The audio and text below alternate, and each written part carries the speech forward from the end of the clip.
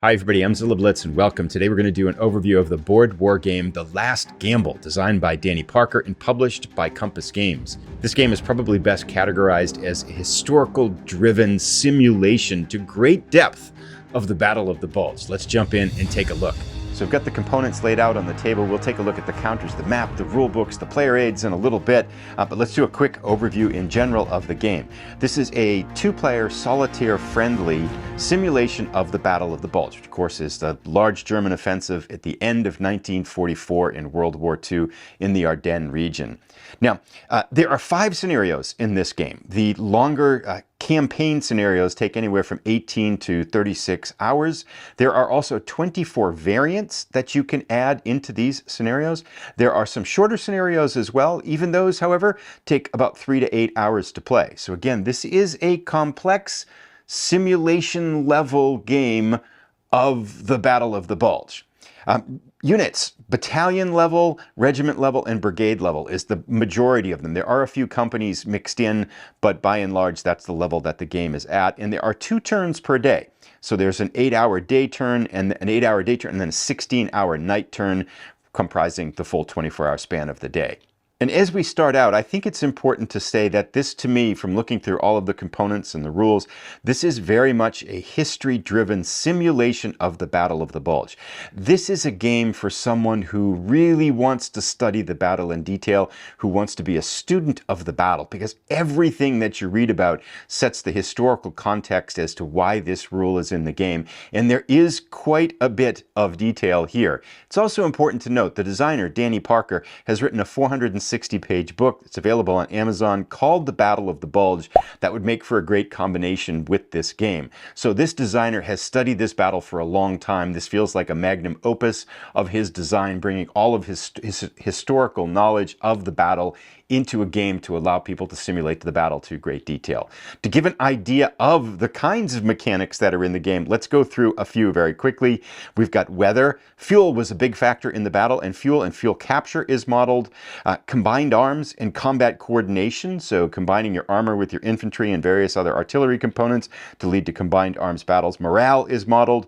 We talked about day-night turns. There are air operations. There are commandos. There are lots of unit-specific rules, and we'll talk about those and show a couple of those as we go into detail. Artillery, of course, is here. There's exploitation movement. There is engineers, bridge destruction, bridge construction. Roadblocks are here. German surprise attack, traffic jams. There is a rule mechanic for most of the detail in this battle. There are more than what I listed here, but this is kind of a majority of the bigger ones that are in the rule book. And let's now jump in and take a look at the rules. Got 3 different booklets that come with the game. The game rules, then we have the game booklet that has designer notes and the scenarios in it, and then a historical study, which is a last big thick document here. Let's jump in and take a quick look at the game's rules first. Again, with the idea that this is a very detailed game, we have about 75 pages of documents here in the rules. However, the basic core rules go up to about page 50 or so. And then following that, there's another 15 pages or so of optional rules and then some tables after that.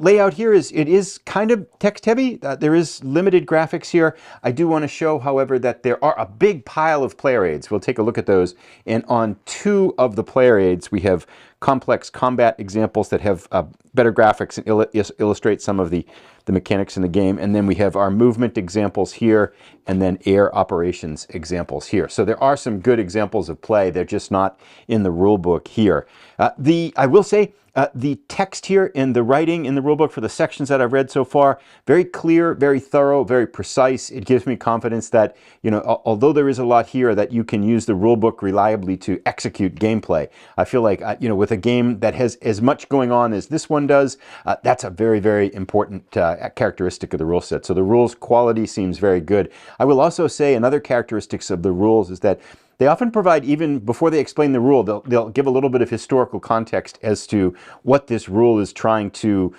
kind of bring into play into the game here. Now, complexity. I'm going to go 7.5 out of 10. There is a lot here, and there's a lot of detail. I'll give one little quick example, and then we'll hop on to the scenarios.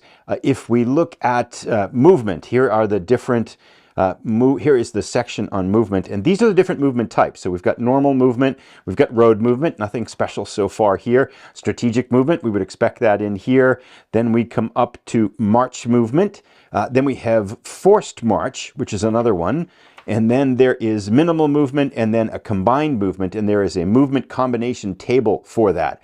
There are also some special characteristics of movement where you can form units into task forces as the Allies or comp groups for the Germans and move your units in kind of some different ways. So again, there's a good bit going on here, and every one of these rules that has been put in here, there's usually some historical context for what was going on and how this was being used in the battle and why it was there. Let's jump in now to our game booklet that has the scenarios and then the designer's notes. The first 32 pages here are the scenarios, and the remaining half of the book is the designer notes. Lots of good detail in terms of why things were brought into the game this way and how it was trying to connect to history. Again, I've not quite seen documentation in a game that interweaves the historical context of the battle with the rule set in a way that this does. Just a really remarkable job of how that's done. Now, I mentioned that there are 5 scenarios in the game. Let's do a quick outline of them. One, we get a last Blitzkrieg, which is the first 8 turns of the full campaign game, and that scenario takes about 4 to 6 hours. Next up, we have Wacht ab Rhein, which is 36 turns, 18 days, takes about 18 to 36 hours for players familiar with the system. That's the big one. High watermark is 22 to 26th of December, the extent of the German attacks. That's a 6 to 12 hour scenario. And then the Battle Before the Meuse is kind of a shorter scenario that uses its own separate map. That is a 3 to 6 hour game. So that's kind of the kind of getting your way, feeling your way around some of the other scenarios. And the 5th and final scenario is Das Eisenschmieden, which is a 30-turn, 12 to 24-hour big scenario that explores the possibility that the Germans were able to launch their offensive as originally intended on the 10th of December instead of on the 16th of December. However, and for each of these scenarios, if, for example, if we look here's Wacht ab Rhein, we have the timeline, we have victory conditions, historical notes, some history behind this. This is for the second scenario. Then we go in, and the orders of battle I'll show you later. They're all on the player aids, some historical context for each one of them. But I do want to call attention here because here we have the variants. So there are 12 German variants, and they vary on things like Hitler commits his reserves to different elements of the plan that either were not put in action or put in a limited way, elements surrounding this, better German logistical preparation, 6th Panzer Army is reinforced before the attack, and it talks about the historical context for that, and then talks about how to modify your game to include this variant in here. Likewise, the Allies has like Patton hesitates, or 2nd Infantry Division, Allied command confusion. Number 1 is the Allies are warned. They acted on some of the intelligence they had that was talking about an attack coming into the Ardennes region. And so that has some rule variants for that. And again, we can see here 12 variants. So I think if you really wanted to create almost any number of scenarios from these variants, you could do it. And lastly, up here, we have the 5 main scenarios and which variants will work with those scenarios. So it kind of gives you a way to plan out how you're going to go. Supporting documentation for this game is really, really strong. I'll talk about that as we look at the player aids too. Let's lastly, a quick look here. Again, we mentioned that Danny Parker is the author of the 460-page Battle of the Bulge book, and he has recreated about 120 pages of it here in terms of some order battle and all kinds of historical context.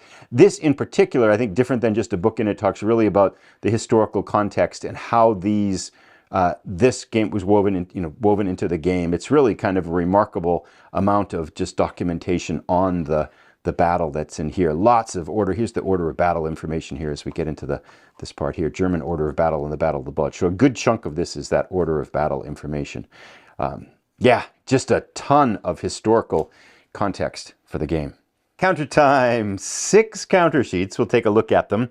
1,056 counters. All of these are 5/8 of an inch. And a good representative sample of them are markers as opposed to combat units. We're looking at some Allied units on the top here, some infantry. We start to get to armor. They all use tank designations for them. Now they are all, well, not all, but most of the units that are double-stepped are two-sided, so some of the smaller battalions, like I think these are engineers on the other side, only have one step, but most of the larger units in the battle have two steps to them. And if we take a look here, we've got some more Allied, some US armor here, British forces up here, German Luftwaffe forces down here in the bottom right. Aircraft are also modeled in the game as well. And if we take a look, just a quick look at, let's take a look at this 6th Armor unit here on the left to walk through what some of the numbers are that we're looking at. Fairly standard, actually, in terms of the information that's on the counter. We have the unit designation, the unit name at the top, and then in the middle, right above the tank, we can see that it's a brigade-size unit. The left-hand side is the combined arms or the armor class rating for it. So this is, again, the armor class of the vehicle matters. There are some advantages and disadvantages depending upon which armor is going against which other type of armor. The bottom left, and the bottom all across the bottom, attack, defense, and movement. So standard, pretty standard across there. There are different types of zones of control, which is indicated by that white box for the defense number in the middle there. And then on the top right, the number 3 is the morale of the unit. Let's continue on. And if we look now, we come up into the standard German units here. Got a great variety of things going on. We've got engineer units, lots of infantry units. And again, most of the units, as we look at them, battalions, regiments, brigades. So pretty standard across. I'd say probably an even mix there between battalions and brigades. It does mention there are companies, but I'm not sure I've seen any yet. SS units in the black. And then now this is the 4th counter sheet. And on the right-hand side, we get here to the markers. About probably 2/3 of the counters are combat units and roughly 1/3 are markers. We can see blown bridges here, exploitation reserve, strategic movement, allied markers here, unsupplied, fatigued, disrupted. So all kinds of talking about the different elements of gameplay that are here. More disrupted, disorganized. So again, each one of these markers gives an idea, there's a representative mechanic behind it. And again, getting into that idea that there is a very high level of granularity in this game. And get ready for this, player aids. They are an inch thick. There are over 60 cardstock, heavy cardstock, medium-sized cardstock player aids. And they fall into two different categories, really. There are some general player aids, of which this is the set right here. We'll take a quick look at those momentarily. And then here, a couple of pages of rules errata that came with my copy. And then here we get a stack for each of the 5 scenarios. So this is for the campaign game, the Walked Up Rhine, a number of player aids for this one here, and then they continue on down through that where we have a stack of player aids for each of the scenarios. So I'm going to show just briefly the general player aids and then the stack of the player aids here for the Walked am Rhein, the campaign one, and then these are similar, kind of lather, rinse, repeat, so we'll put those off to the side. We did take a look already at the combat example player aids that we were shown. Here we have combat results table. A couple of them have they have doubles. Artillery modification table. And again, this gives you an idea on the depth of this game here. Combat modification chart, all of the different attack modifications of attack and defense strength that can be here. Combat odds shifts that are involved here. Combat modifications table. This is that armor superiority table. Depends on which type of armor is going against which type of armor as to whether you've got an allied advantage, German disadvantage, or a defender advantage. Close air support tables. We could spend a long time. I'm not going to kind of go through all of these in great detail. I think just a few of them give you, again, an idea of that, this is an investment to learn this game. Movement combination table. So that was talking about the different types of movement if you want to combine more than one type in the same turn. Strategic movement table. Terrain effects chart. Air attack, air interdiction table. German fuel capture table, German fuel shortages table, fuel dump demolition table, commando elimination unit, historical weather table, uncertain weather table. I think this is a choice. The optional rule is to use uncertain weather, and the main game uses traditional weather, so you have an option to switch that out with some of those optional rules. And we get the idea. It goes on. Some of them doubled, just in terms of this, like the terrain effects chart. I believe there's 2 of those. Combat table is 2 of those. Here are some of the air order of appearance of units here. So a big stack of player aids to weave through. And then we come to the player aids for a particular scenario. Here is for Walked Up am Rhein. Victory conditions, historical notes. Some of these are duplicated in the manual here. Here is your turn record chart for this one. And it looks like, this is Battle for the Muse. This is from one of the other scenarios. Here's our turn record track for Walked am Rhein. and then Battle Before the Muse, a couple of them overlapping there. And then some more German notes. So these are special notes here. More US notes on the scenario. German temporary rule table. There are some rules that are only in effect, that are conditional. And this lists all of these rules, what time turns they are in there, and then references it. And then you reference this US notes chart or German notes chart to figure out which one is it applying. So again, this is two things going on, right? This is a lot, right? This is definitely a lot to execute if you're trying to play this game, but there's a lot of support for this. I've never seen a table like this in a game before.